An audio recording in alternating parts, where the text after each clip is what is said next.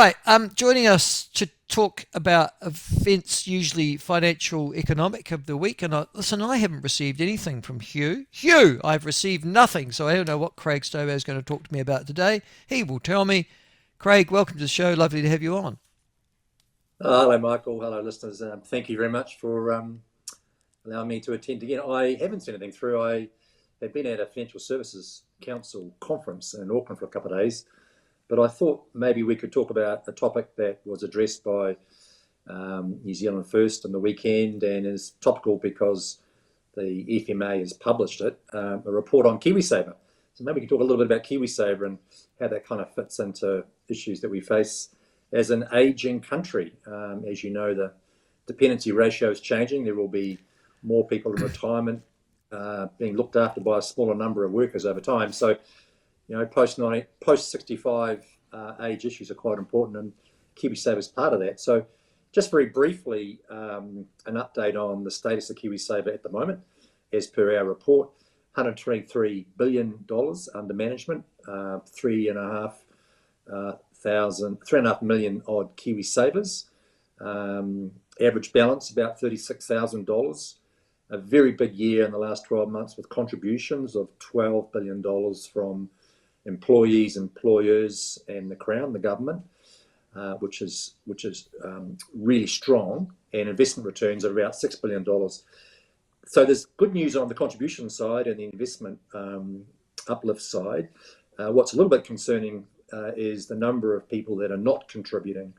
Some of those, of course, are over age 65. They choose not to contribute, though they consider themselves to be in retirement, for example.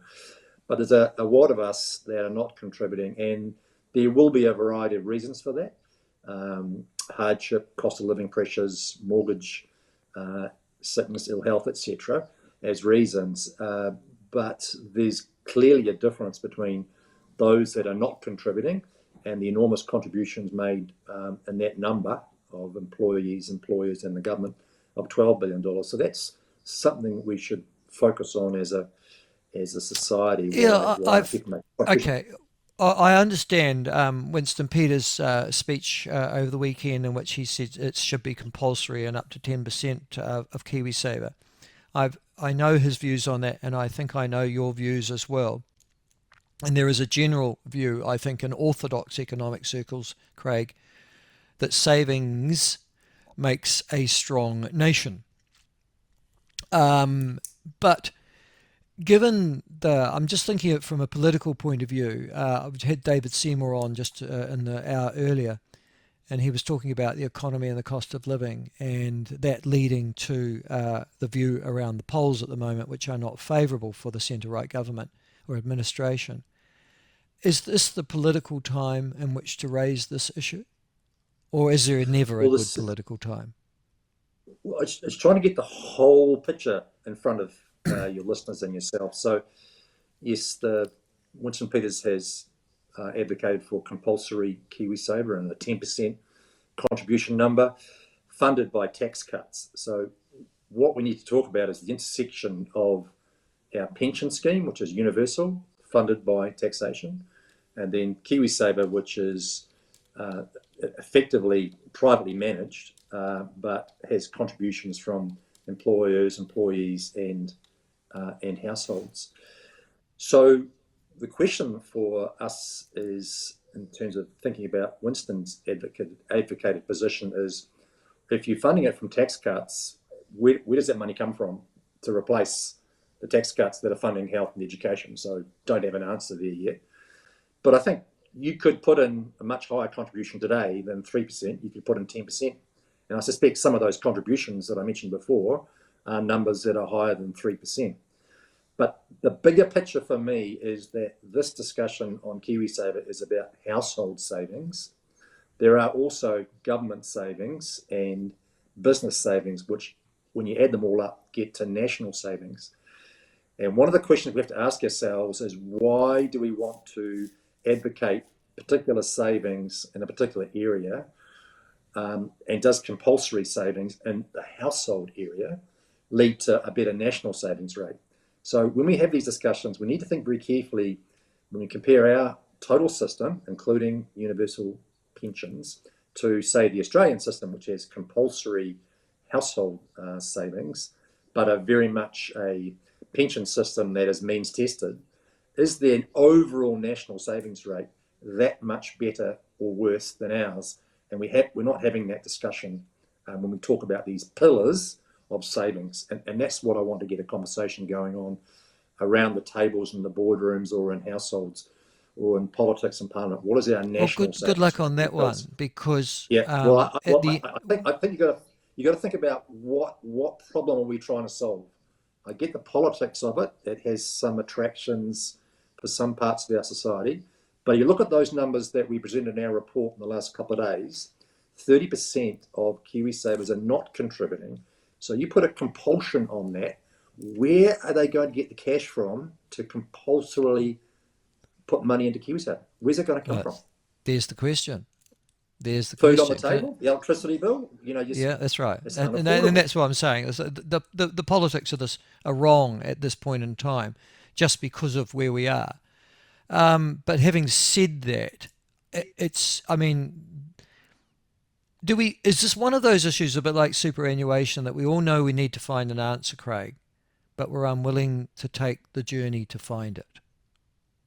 Well, there's increasingly agitated voices asking politicians to join hands and solve some of the affordability of the pension scheme. Because regardless of the cycle of the economy, as the Treasury will tell you, we've got a structural deficit because the number of dollars going out the door every week, fortnight to pay for our national pension is going to increase dramatically, and we just can't afford it. I think that picture from Treasury and amongst the politicians is there. What we need to join hands on is how to solve that. And raising the age, as we've done before, is one way of doing that.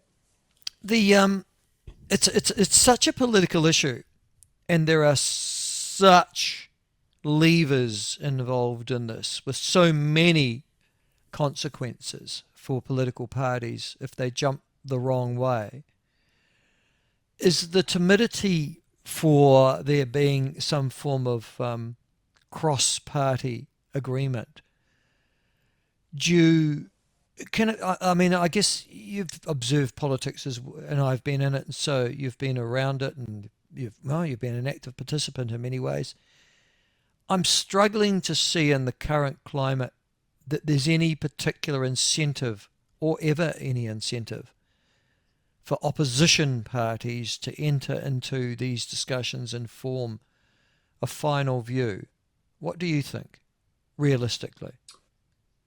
Well, we have an adversarial political system, so people generally take opposing views to try and garner votes in a democracy. I get that. But there are ways through that if people are willing to listen to the choices in front of us. And as you get an increasingly older population requiring taxation to finance that on a pay-as-you-go basis, Yeah. you have to give up other opportunities in health and education. So you've got to figure out as a society what's more important to us. And given that we are living longer, can we hold hands? Can we get a equivalent of the Todd Task Force equivalent where you drive a consensus on that? Ultimately, it's got to come from the voters, doesn't it? The voters have to recognise there's a choice to be made here, and we want some maturity from our politicians to say we need to solve this affordability issue. Because compulsorily making people save at the same time if you've got an unaffordable pension system and you're using tax cuts to fund that contribution from government to KiwiSaver or from employers is just not going to square the circle. So that's at the side of a debate that doesn't get to the heart of the problem, which is affordability and increasing burden for current taxpayers of an ageing over 65-year-old generation of people eligible for KiwiSaver at age 65. Well, good luck on that one, I guess. I think New Zealand tends to have to get itself into a crisis before it finds a solution. We're not there yet, but I think the inevitability of what you say is fairly obvious too. I agree with you, Craig. Listen, can I ask you something else? I Sure. had Ben Bell, the Mayor of Gore, on this morning talking about the disaster and it is a disaster, of the local water done well policy. The substitute for the three waters